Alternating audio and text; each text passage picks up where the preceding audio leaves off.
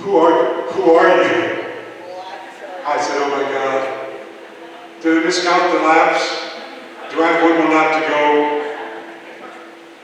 Finished. Finished.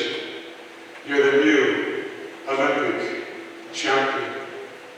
I said, I've got to find the athlete with the eagle on his jersey to tell him it helped me win. I found him, I looked. There was no eagle. It was simply a perception.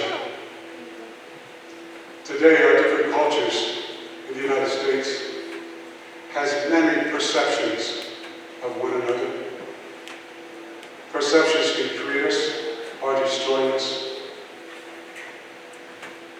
The officials came up and said, is there anything we can do for you? Anything you want? I simply said, I want my wife. Your wife? Where is she?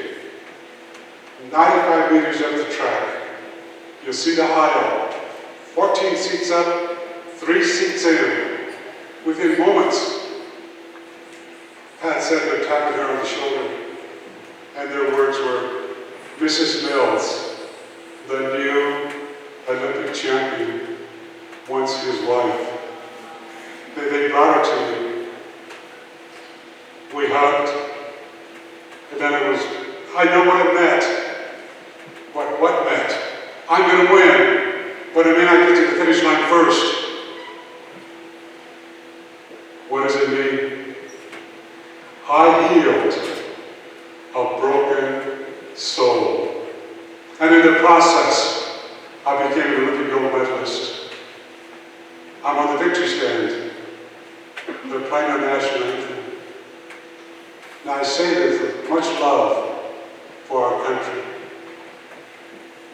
But I felt I didn't belong. I'm well aware of the third stanza in our national anthem, which excludes people, excludes the indigenous people and the slaves. But I felt proud, I felt honored.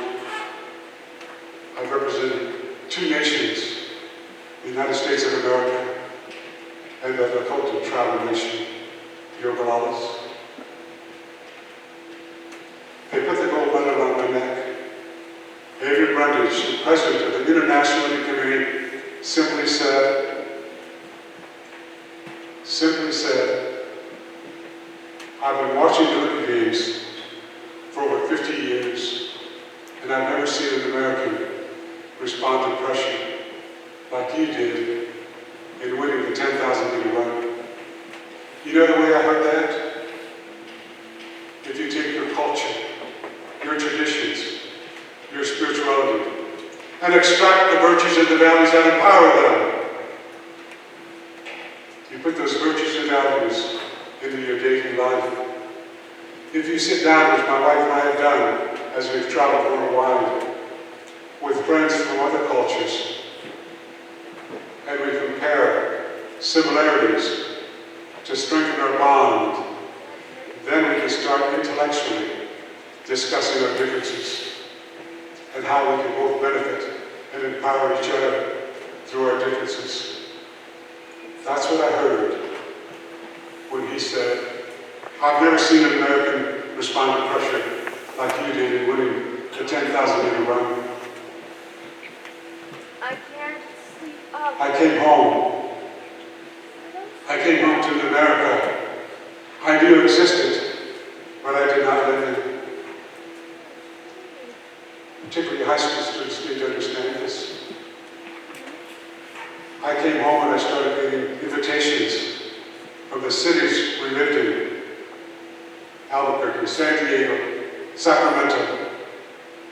Billy, we want to make an exception.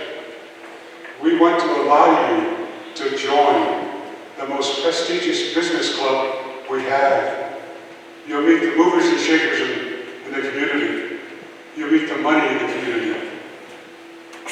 It could help increase your income.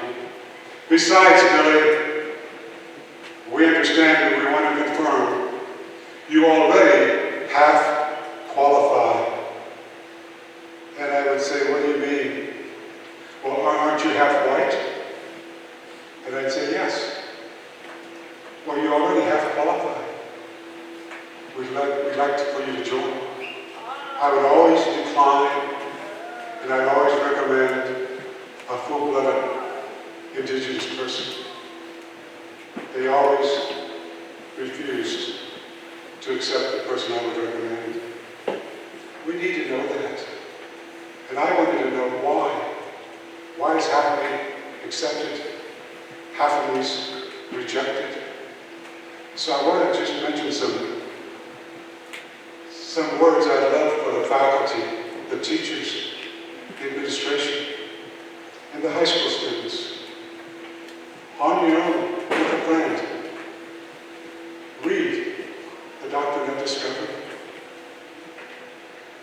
It sets the stage for who we are today in the United States of America. It'll set the stage for how the different cultures in America, as one nation under God, indivisible, with liberty and justice for all, can come together and choreograph the horizon of America's future.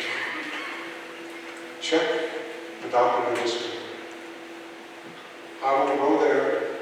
It's complicated and you need a lot of time. But it'll tell you, it'll give you ideas on how we can come together. Our country today is broken. My wife and I have a book coming out next year, a children's book that may not be able to be distributed in several states simply because I mentioned my life and some racism I faced in my life. This is not mentioned in the book, but speaking like I have with you, I've been spit upon. I've been called the N-word. I've had over 95 death threats in my life. Sharing thoughts that I challenge high school students to learn. Learn the difference between honesty and truth. Listen to our leaders speak tonight on the news. You have heard many speaking honestly. Let me describe honestly. I share my feelings and my emotions honestly, although they may not represent the truth. Listen to some other leaders. They'll speak honestly to you, sharing their emotions and feelings to deceive you. Truth.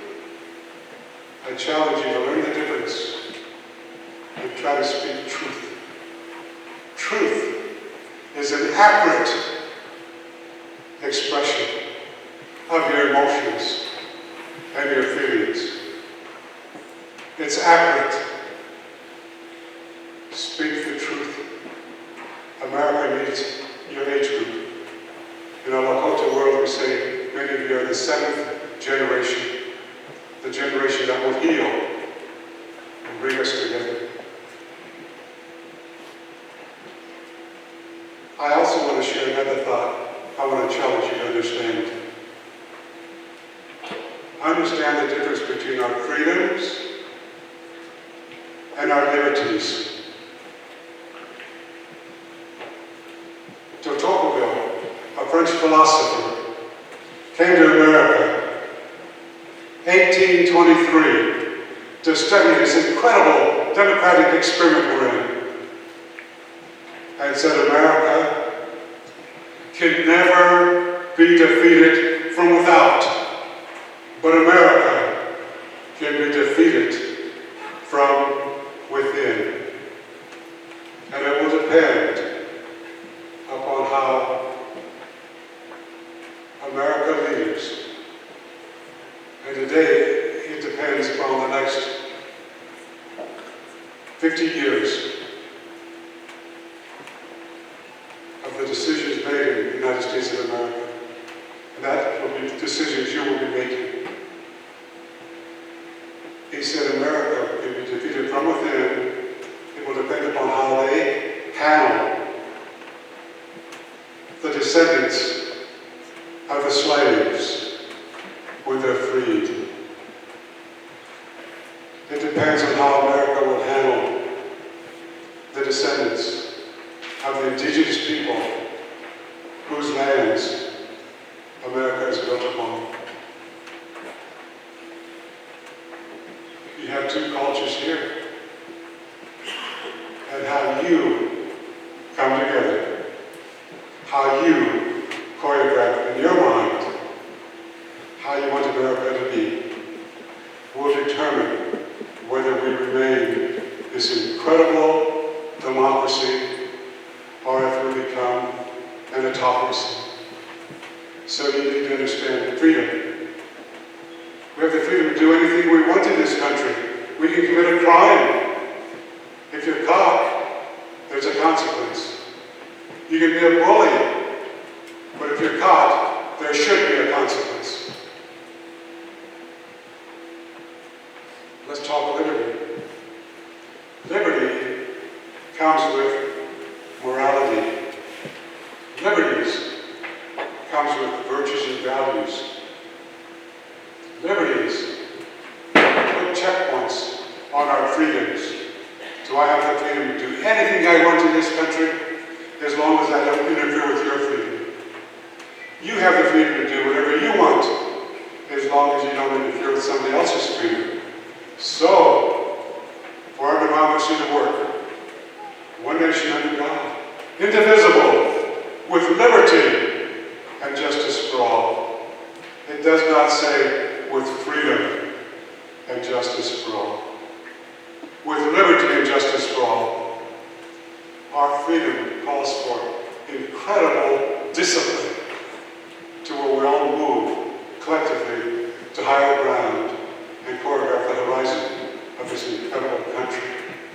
So what I'd like to do now, I'd like to close by dedicating a 90-second video, 90 seconds, about dreams. I call it my warrior video. So if we can come up and get ready to turn off the lights, get ready to show this 90-second video.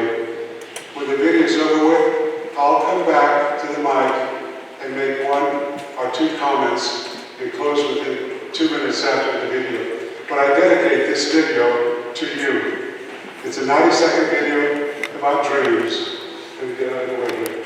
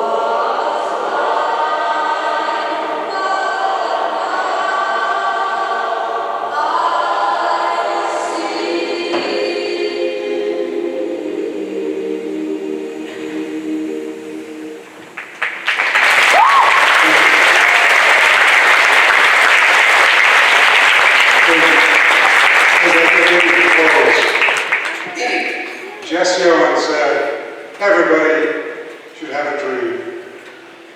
You have some young girls going to state with a dream.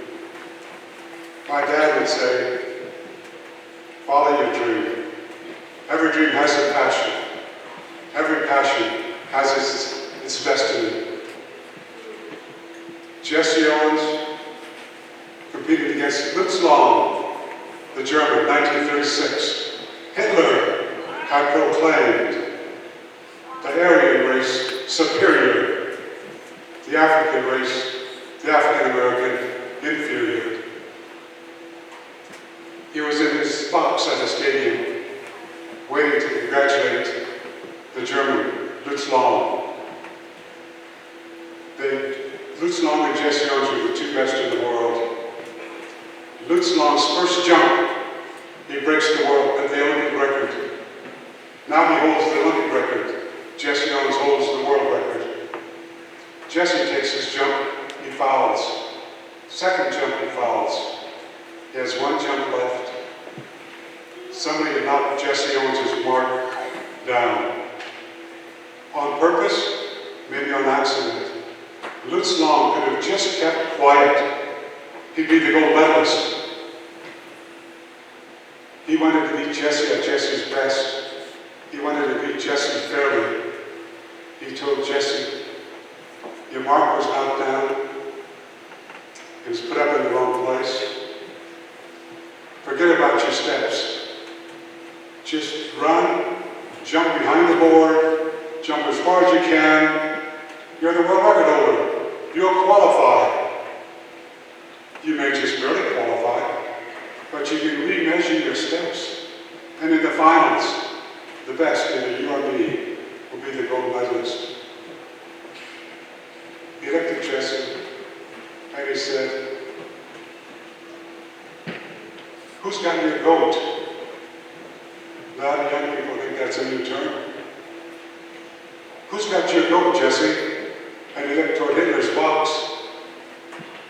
He said, just compete against yourself. Jesse took his last jump to try to qualify. Planned it. He soared, he landed. It's quiet. They measured his mark. By a fraction, he qualified for the finals. In the finals, Lutz Long is still winning. Jesse has one jump left. He runs, he plants, he soars. The stadium's quiet. He lands. They measure. He surpasses Lutz Long's jump. Jesse wins the gold. Lutz gets the silver. Lutz is the first to congratulate Jesse Owens. Photos are taken of him congratulating Jesse. I'll have one of those photos. Hitler left his stadium, left his box, left the stadium, could not congratulate Jesse. Jesse Owens, Lutz Long met the evening after the event. They became friends. They would visit each other during the rest of the Olympic Games. Jesse talking about the suppression of black people in the United States of America. Lutz Long talking about living under the leadership of Hitler. Nazis. They both had a child. They both had sons. Rumor has it, Lutz Long was drafted into the German army. He was sent to the front lines. They would still communicate. Then all of a sudden, Jesse was getting no more letters from Lutz. Lutz Long was killed. Rumor says by friendly fire. Eventually, Lutz's wife got in touch with Jesse. Jesse located Lutz Long's son. They became friends until Jesse died. Global unity through the dignity, character, beauty of global diversity, the future of humankind. If we choose that's the future I see of the United States of America. You young people here today will be making the decision of where our country goes from here. I'm closing. It may sound like a negative, but I see it as a big opportunity. I go back to California next week, meeting with the leadership from a school, a middle school, with the parents, teachers, principal, superintendent, probably meeting at our home, addressing the young white girl, calling the young Lakota girl the devil. Your religion represents the devil, telling her she drinks blood and a group of bullies. So we're just going to sit and talk, like I've talked with you. Afterwards, I'm taking them to lunch, the two families, some school administrators. No one's going to judge one another. We're just going to learn and decide, making our own decisions, the world we want to live in. America, in closing, an incredible country. Our democracy, still an incredible experience. But some people speaking honestly to deceive. We need to listen. We need to empower our thoughts. And those representing different cultures here, you need to be willing to sit down, share the virtues and values that are similar, to bond, then collectively start deciding the world you want to live in. I made that decision, and I voted to empower the footprints that improves a social way of life, to empower the footprints that improves a more positive, equitable educational system, the footprints that shows equality. I want to live in a country, one nation under God, indivisible, with liberty and justice for all. It's my pleasure to be here, honored to be here, and let's close by giving a big hand, wishing the young girls luck and winning the big championship. Thank you.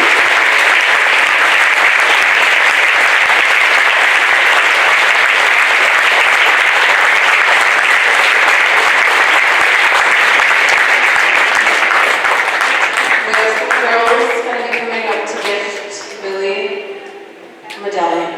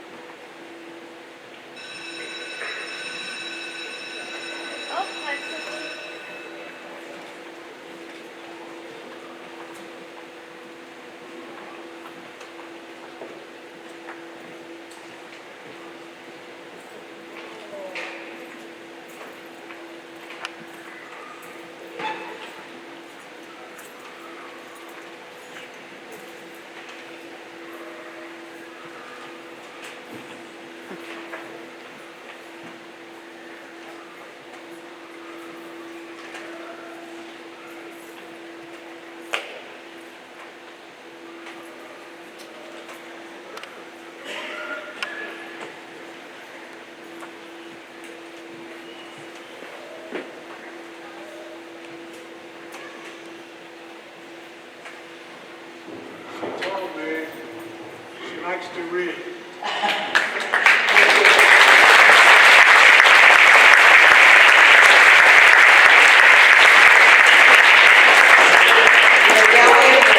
What I've ever done is read.